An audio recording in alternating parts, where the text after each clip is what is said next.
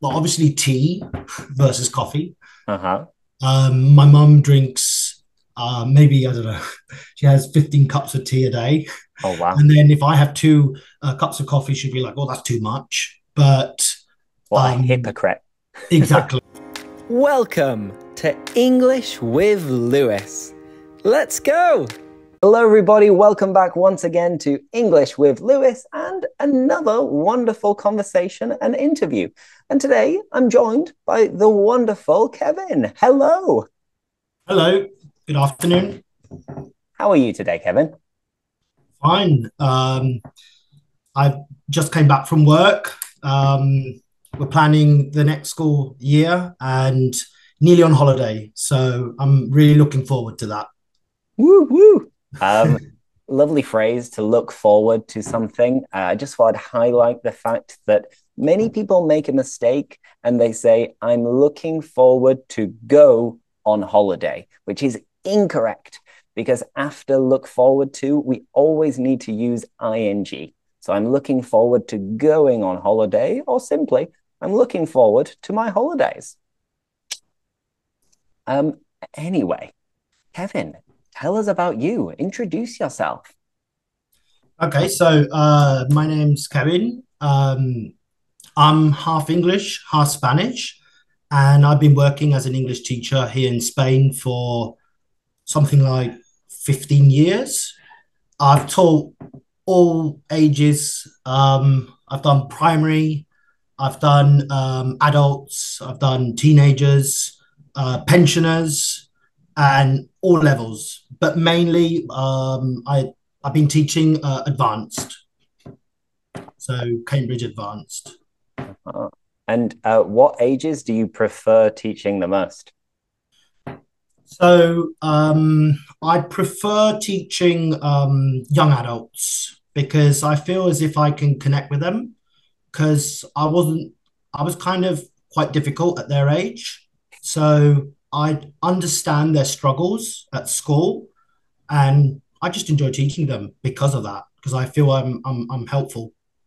Okay, interesting. So you said you were quite difficult, a bit naughty, a bit mischievous. Tell us more. In what way? Well, to be honest, I was a It's rubbish illegal. student. I was a rubbish student. Never wanted to go to school.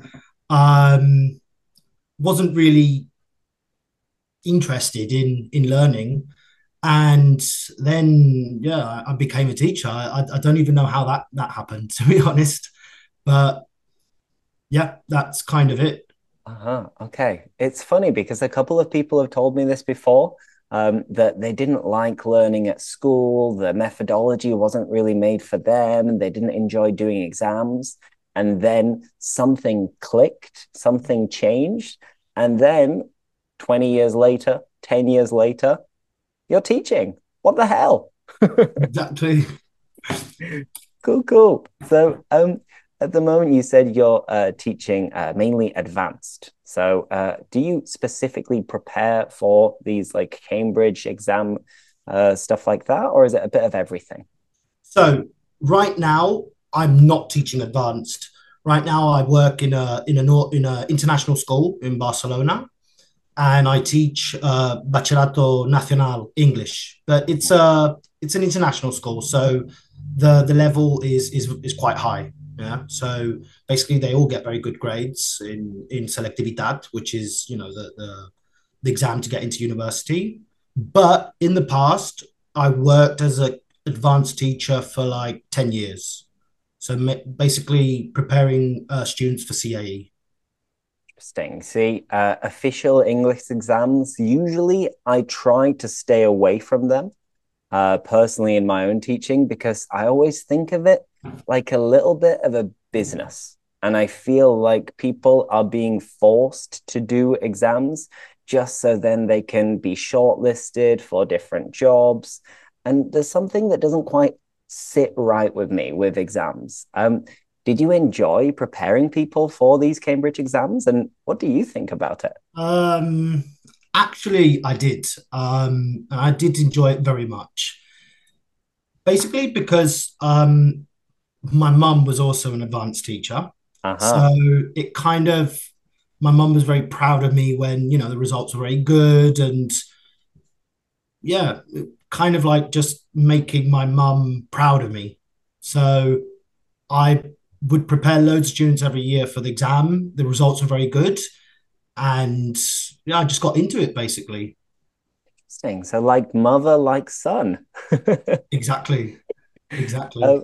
at what point did you realize that maybe you wanted to follow in her footsteps and become an English teacher too? So I didn't really know that I wanted to follow in her footsteps, but I went to London when I was 18 to work for a year. And then when I came back, this job was offered to me at another international school with where my mum was working as a language acquisition teacher. Mm-hmm. And I remember I had a group of Russian and Ukrainian kids in, I think it was second of SO, third of SO, who needed to achieve a B2 level. And they basically gave me a lot of love. And yeah, as from then, I thought, well, you know what, I want to become a teacher. Uh-huh. And so I studied an English degree at Barcelona University after that.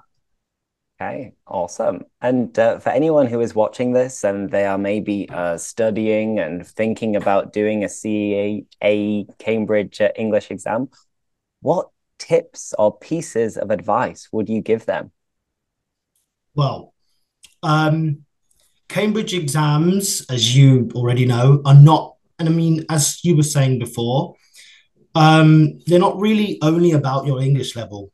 Like, you have to know how to do the exam. Mm-hmm. So I've seen people with a rubbish English level pass their exams just by doing, exams from practice tests from other Yeah. years. So my tip would be practice makes perfect, basically. So don't give up, don't throw in the towel, do not surrender, and just keep going. You'll get there in the end. I guess positivity. It's funny because sometimes when I'm speaking to other English teachers, and a lot of people are quite like afraid of teaching the most advanced students. So maybe not for the C1, but for C2 students, myself, I often don't know what I can do to help these people because often their English is so good where they might make some tiny, tiny little mistakes, but they already know so many expressions, so many phrasal verbs, and it's a bit intimidating for an English teacher to teach someone who already speaks such good English. And personally, I don't know if I would pass a C2 exam just because of the nature of the exam. You have to be good at like thinking on your feet and kind of guessing things as well. Like, not for me. Yeah, well, in my case, I did the C2 proficiency exam when I was 15, and I passed with a C, which is like a 6.5. I just scraped through. Uh-huh. And yeah, it's the readings, the writings, formal letters, they're a challenge. But my mum was my proficiency teacher. So she kind of prepared me for the exam. So Uh-huh. I was very lucky. Exactly. Now, tell us more about your background. So your mum is English, your dad is Spanish. Um, what was it like growing up bilingually in Spain? Yeah, so my dad is Spanish from Barcelona, but he's actually so my grandparents are from Andalusia, from Granada, and my mum's from London, and she came over to work as an English teacher, and then she met my dad.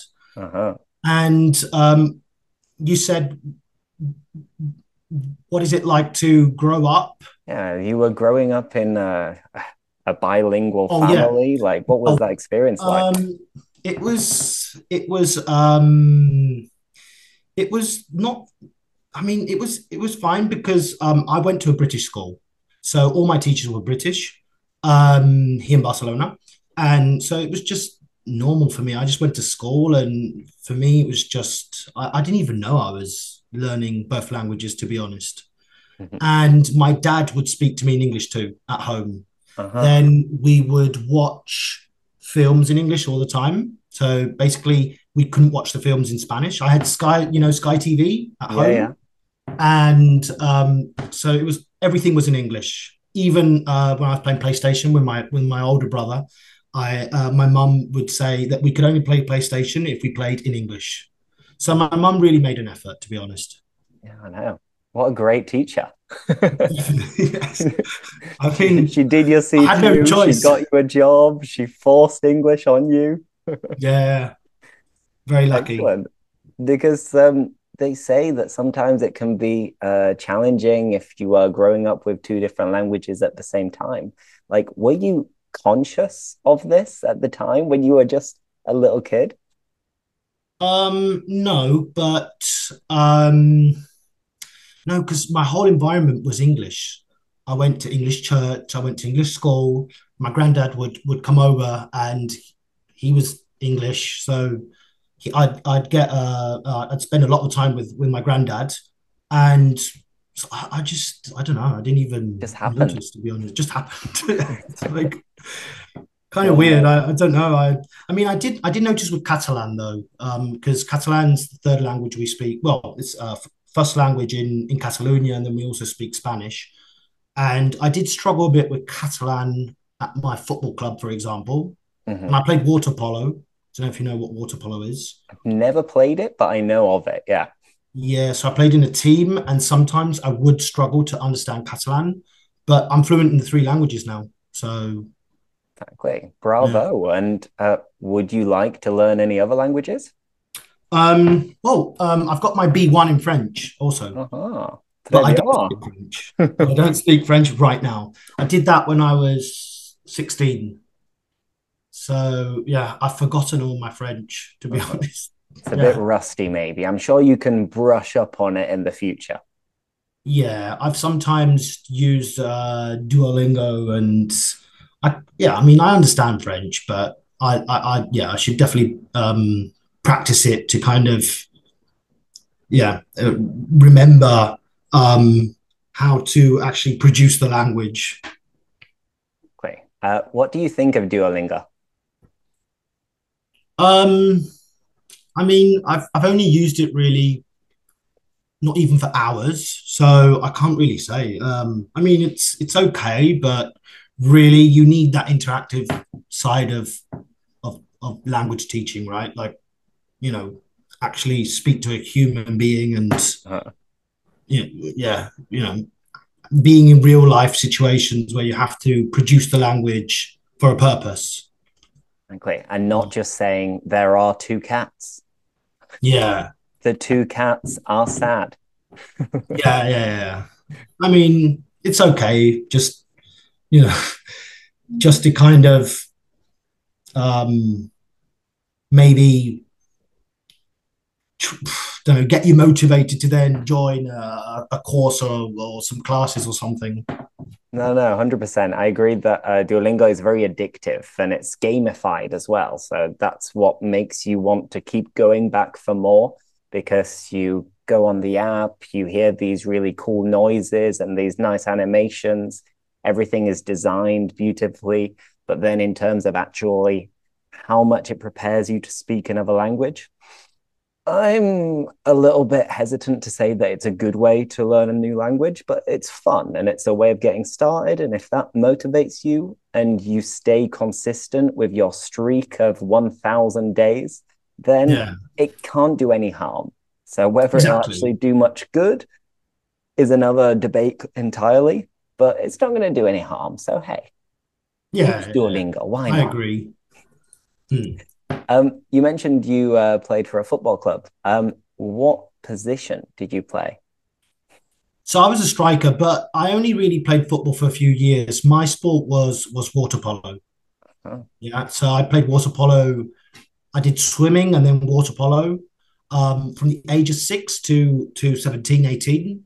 And I used to train a lot, like 2 hours on a daily basis. oh. And do you still ever play? No. I don't play right now. I go to the gym. Yeah, so I do my fitness, and that's all I do right now. Uh, At the moment, are you trying to bulk up and gain muscle or slim down and lose weight? I'm trying to slim down and lose weight. I need my summer body ready for Barcelona Beach. Whoop, whoop. Awesome. Anyway, one more question related to your upbringing, all of this, and then we'll move on to do some random improvised questions and answers related to different topics. And the question is basically about culture shocks or cultural differences between English and Spanish and between your dad and your mum. Are there any that come to mind?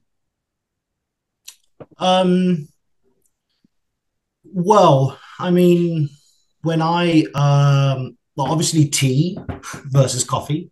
Uh-huh. My mum drinks maybe, I don't know, she has 15 cups of tea a day. Oh, wow. And then if I have two cups of coffee, she'd be like, oh, that's too much. But What a hypocrite. exactly. And beer also, beer culture in London, well, in England in general, I guess. No, I remember when I was working in London for a year, like we'd finish work and my boss would come up to me and say, "Hey, let's go to the pub and have some beer." And that was definitely very different to Spain. So that's something that I found strange when I was working in London, but then I got used to it. So, And now you drink beer every day, right? no, no, no, no, no, no. I'm trying to stay healthy. Exactly. Trying to slim down, as we said. Exactly. Okay, wonderful. Well, as I said, I have a list of conversational topics, and I'm going to Okay. pick a topic and then I'm going to randomly make up a question. I'm going to come up with a question. And we're going to kind of take it in turns, asking different questions related to different topics. So, Kevin, are you ready? Shall we get started? Yeah, let's get started. You were born ready, of course. Born ready. Cool. All right, let's kick off speaking about decisions. About, well, health and fitness. Oh, we've already mentioned it. Um, when did you get into going to the gym? And do you find going to the gym to be boring at all? So I started being interested in the gym, like in going to the gym when uh when I saw Terminator. Okay, yeah, When I good. saw Schwarzenegger in Terminator film, I was like, yo, I want to look like him. So I was already interested when I was like 12, 13. So I was already training hard at water polo, which is swimming. There's a lot of swimming involved. But then after that, I started going to the gym at the age of 17, 18. Mm-hmm. Yeah. Awesome. And I take it seriously. Like I don't find it boring at all. I think it's a great way to unwind, and um, I mean, I'd recommend going to the gym or any kind of sport to anyone. Uh-huh. Yeah. I ask mainly the second part of the question just because I've previously been to a gym, and then usually there's always a time when I get a little bit sick of it. I get a bit fed up because it always feels to me like I'm doing the same exercises over and over again. Um, is there anything you'd recommend me to do to fall back in love with the gym? I think, well, people have asked me this question quite a few times, and I think you should practice any sport that you enjoy. It doesn't necessarily have to be the gym. Like I was just very into it since I was a child. Like I was always obsessed with Rocky and with Schwarzenegger and so I just enjoy it a lot, and I like bodybuilding. So I would just recommend doing a sport that you enjoy. Like, do you do any other sports? Yeah, I play football from time to time. I haven't really had the habit of doing it that often in more recent years, but I used to always play football. I used to play rugby as well. Um, I'd say since the last 5 years, I've just used like running as my way of getting out and staying fit. Yeah. because there are no like barriers to entry with running. I can just put some shoes on, put some clothes on, go out with my headphones. I'll track my runs on Strava, and it's quite addictive. And I like to be outside because of the fact I'm always inside working. So this is my way of staying fit at the moment. But at the same time, you never really look at a marathon runner's body and think like, wow, he looks good, because everybody's Yeah. very skinny, scrawny, and I'd like to have the best of both worlds. So I go running and then do some weights at the same time. So maybe that's the balance that I'm looking for.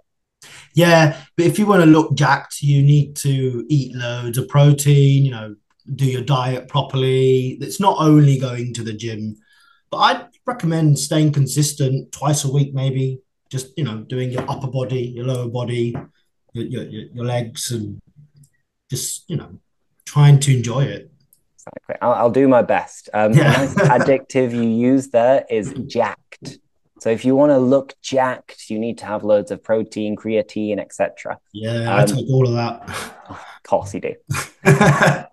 So jacked is a nice way of saying muscular.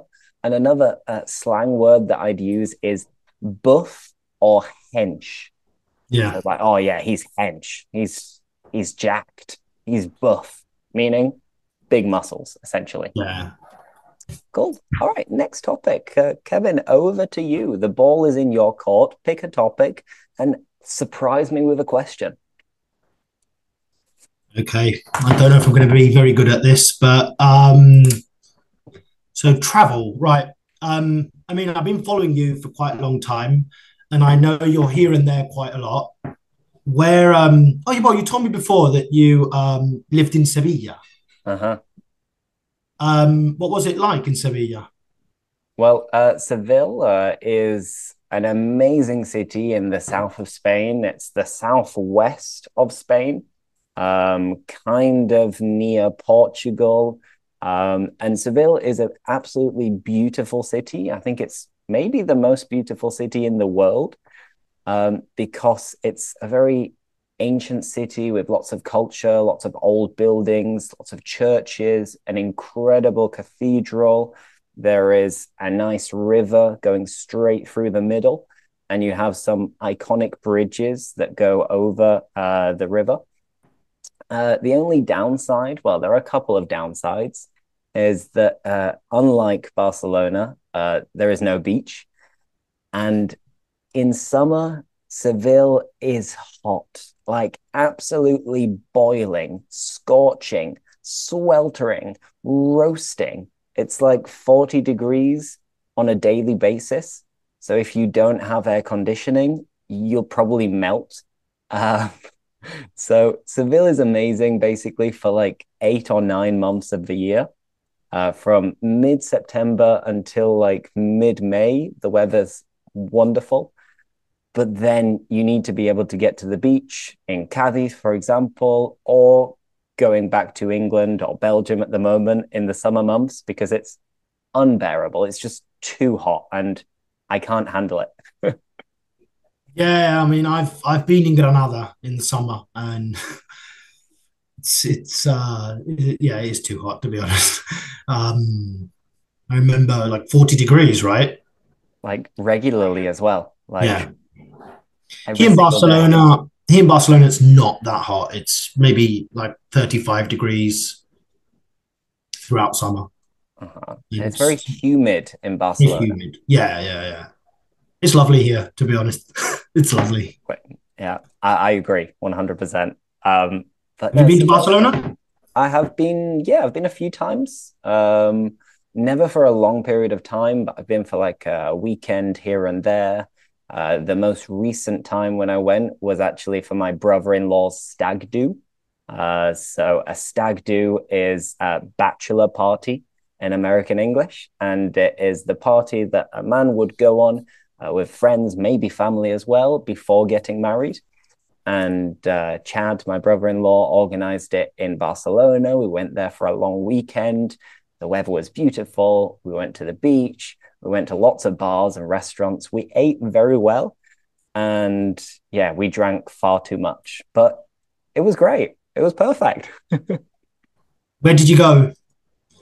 It's all a blur, to be honest. I don't even remember. Okay.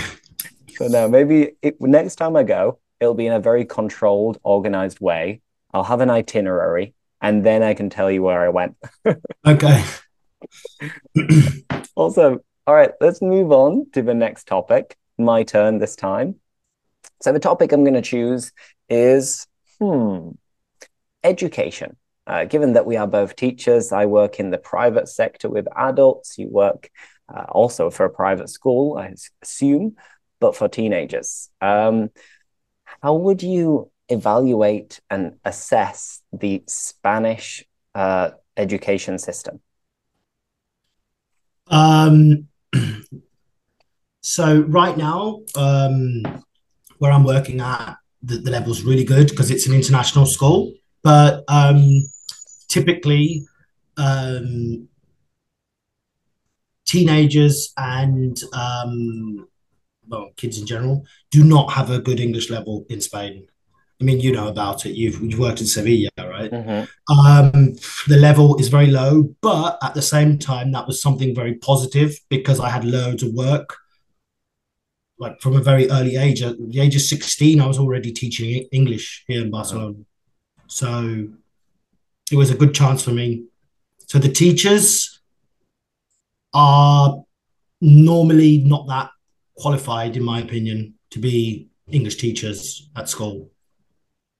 But it is what it is. I don't know. Exactly. And what about not just focusing on English, but education in general, like university, public schooling? Do you think, generally speaking, it's good in Spain? Well, it is good because everybody has a chance to study. Studying in Spain is quite cheap. It's like maybe, don't know, 2,000 euros a year. So in comparison to other countries, that's very cheap. So everybody gets a chance to study. So yeah, it is. The system isn't bad because everybody has opportunities, right? But maybe then when you finish your degree, you don't always really have a job. So don't know. Exactly. I guess there are ups and downs, pros and cons, advantages and disadvantages to everything. Yeah.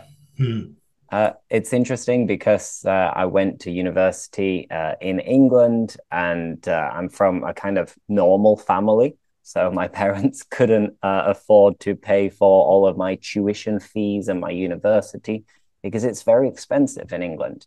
At the time, I was lucky because I got into uni the year before the student fees tripled. So I paid, I got a loan, a student loan, for like £6,000 per year. And that was like half of it was for the actual classes, and the other half was for expenses in general, rent, food, etc. And that was for 4 years in total. So if you add it up and do the math, then that's like £32,000 that I am in debt. So I owe this money to a company that works with the state and the government.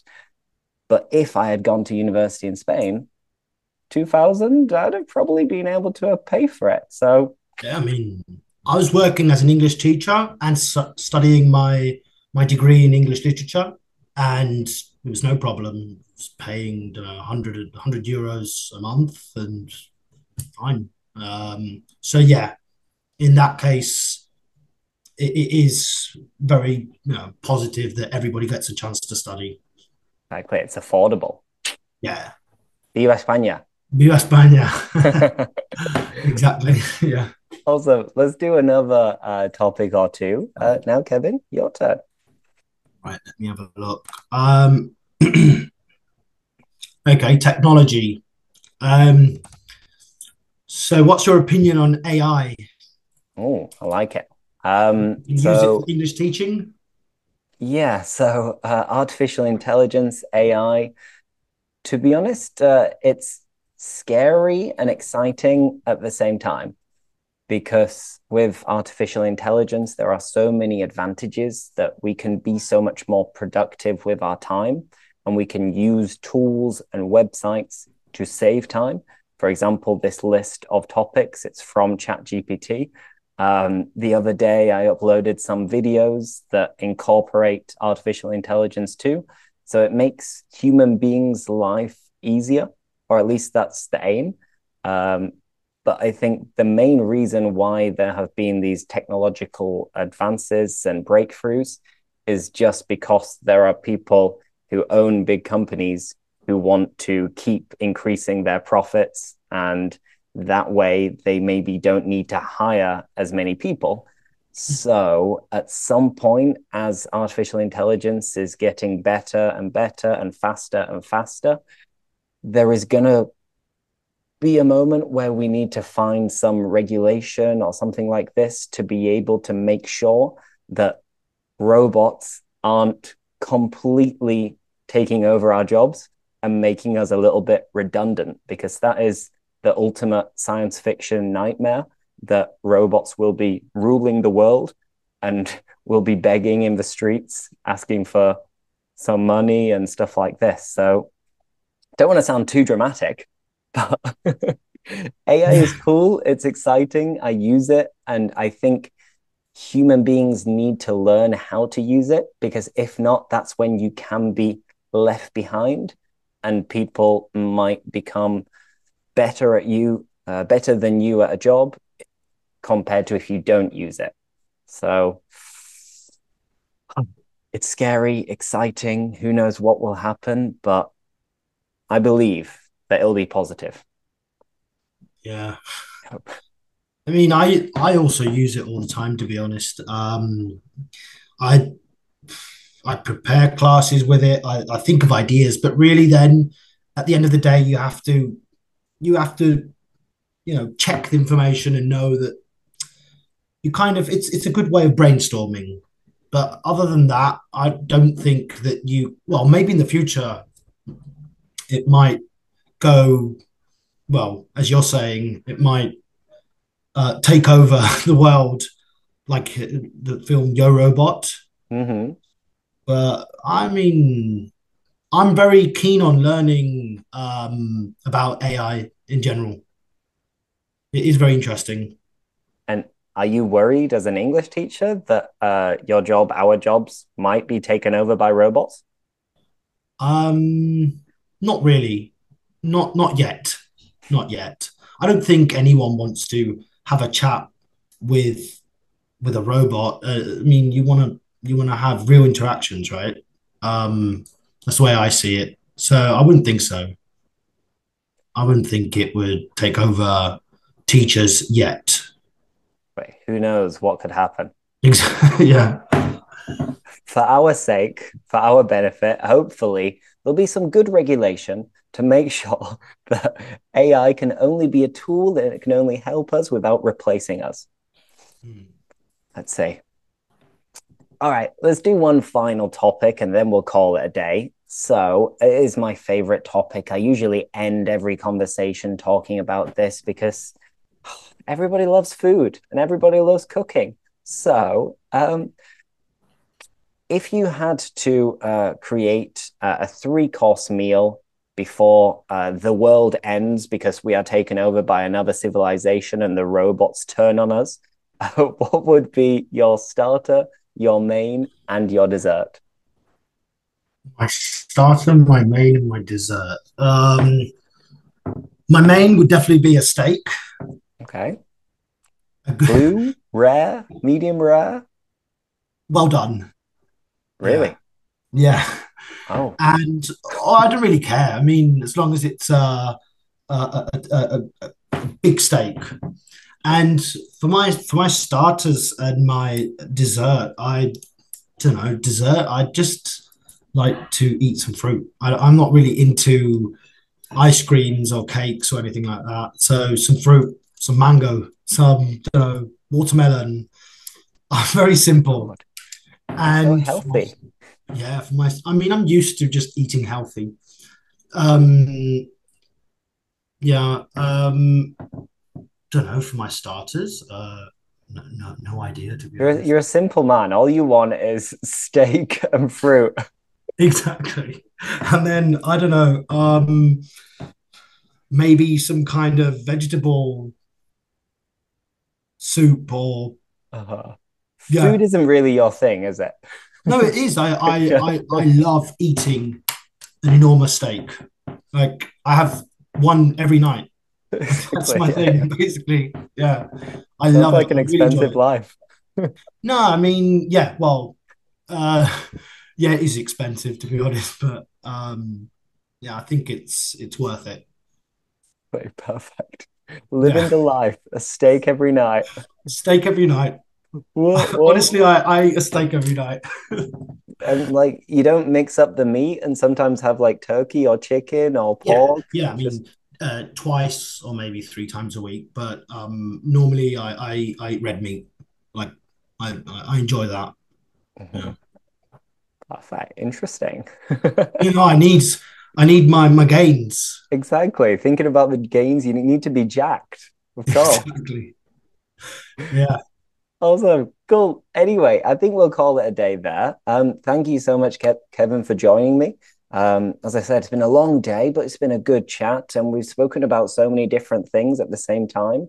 If anybody has any questions, of course, do write a comment. We'd be happy to respond and give you any tips about the Cambridge exam or whatever.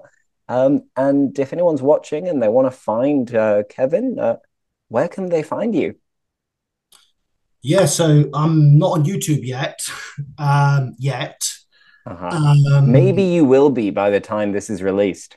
yeah, you probably. Um, I am thinking of going on YouTube, obviously, but I just started off like a few months ago on Instagram, so you can find me on Instagram. Yeah, English teacher Dowsett. Okay. No Martinez in the I have to sell. Uh-huh. It I has to mean, look. No, I mean I am British, but it just looks better, right? English teacher Dowsett. maybe this could be for your next profile that's specific for Spanish speakers. Who knows? Yeah. Just sliding ideas there, you know? But no, thank you very much, Kevin. It's been a pleasure. Thank you, everybody, for watching. Do not forget to like and subscribe for more. And yeah, we'll see you next week. Okay. Bye bye. Thank you. Thanks for watching. Like, subscribe, and see you next time.